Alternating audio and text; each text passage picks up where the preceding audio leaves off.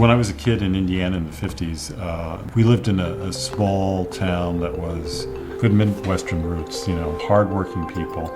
But, there wasn't a lot of glamour. These were practical people.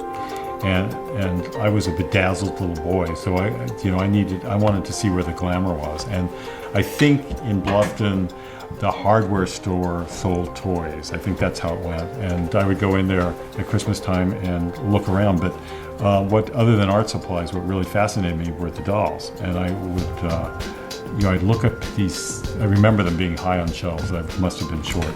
But I'd look at these things, and these dolls just seemed so beautiful and so glamorous to me.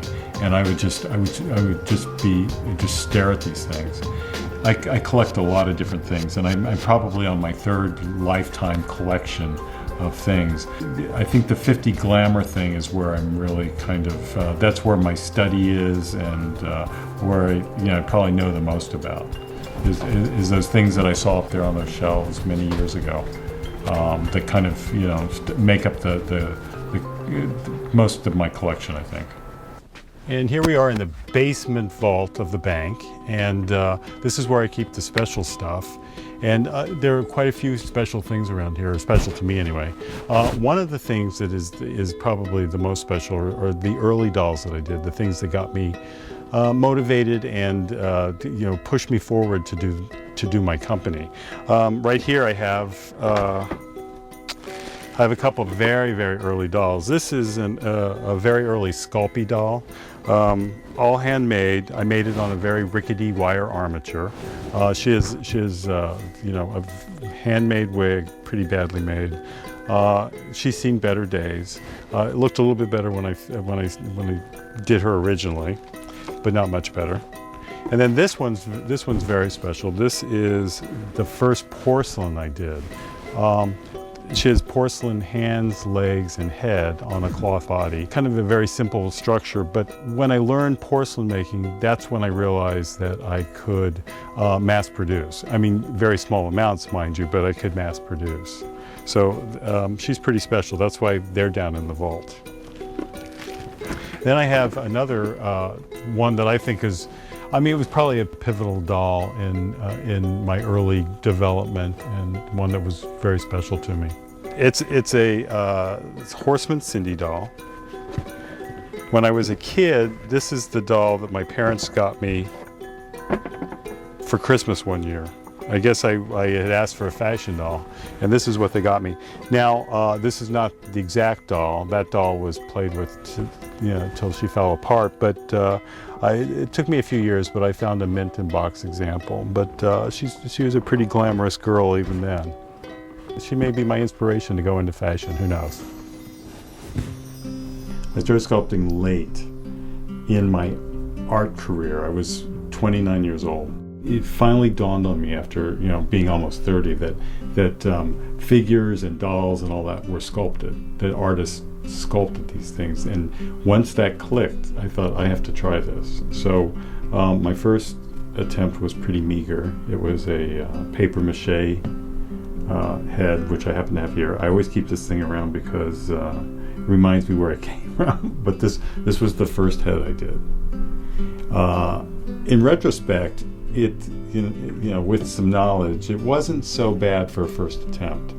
But I looked at it, thought it was awful, and kind of put it away for about a year and didn't sculpt again, till I was in my 30s. But I just kind of put it on a desk where it proceeded to rot, because that's what paper mache does if you don't scoop it out. It stunk for a while, but I still couldn't throw it away. And eventually I dipped it in paint, which you can see here. And when I picked it up out of the paint, I thought, wow, it looks like a it had some sort of human look rather than the gray dark paper mache. So that got me motivated to try it again. And then once I really started, and there was no stopping me. It's an amazing process, sculpting. I started out my career sculpting one way. It was I would look at the form, the outside shape and the outside form, and try to mimic that in my sculpts. And I got pretty good at that. That comes from a fashion drawing sort of thing, where you're always looking at shape rather than going any deeper than that. And I got by on that for a long time. I was able to get nice form and nice shape. But I realized later, if I want to get to another level, that I really have to learn anatomy, and that's been a pretty recent development.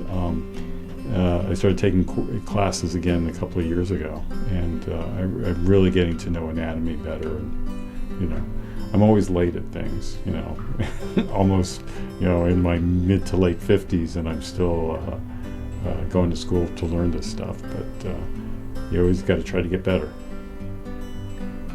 Now, once I get past this point, once I get to the place where I'm happy with this thing, this will. I clean it up as much as I can. I have a great guy I've worked with for a number of years in Chicago. He's an engineer, and I'll send this off to him. He'll take this and he'll cut it apart at certain areas. Like he'll cut the head off, the arms, and the legs, and then he'll make molds of that, and then he'll put them into wax. I have a sample of wax here.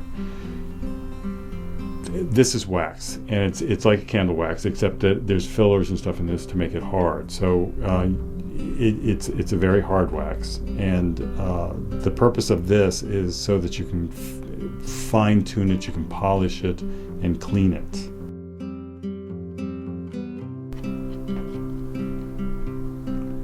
It's a long and involved process.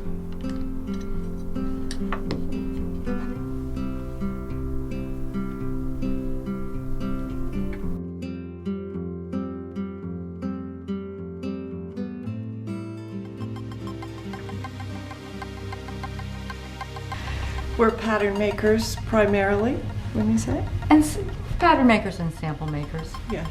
You do the prototype, start with a sketch, finish with a finished product that hopes to look like the sketch. I used to make human hats, and now I make doll hats. It's a lot of fun to make the doll clothes. We get to work on all different periods of time, and contemporary and historical, but the hats are definitely one of my favorite things to do. Gives me a little more creative freedom, because I'm working with what materials we have. So, Joe and Robert, they give sketch, and you have to hunt out the fabrics and figure out how you're going to create that, and it's a little more playful sometimes, finding the tools. We've been together for almost 7 years. The four of us together. I mean, other people are in and out, but Yeah, I think it might be 6, but close. Yeah, you came in a little after I did. yeah. So 6 years then. I came in 2005. Right. And how many years have you been here? 14, almost 14, but with Carol, 13. Yeah. She came a year later. Months, right? Yeah. Yeah. But it was really when you guys came on board that we became like a more cohesive team. Before that, there was just more divisions and stuff. It was this group that really did bond. Yeah. Say.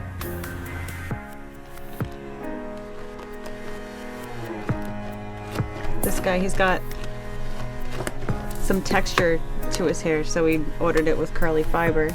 I'm gonna cut it, and he's gonna have a bit of a wave over his face, and then gel it back so it looks like a man style.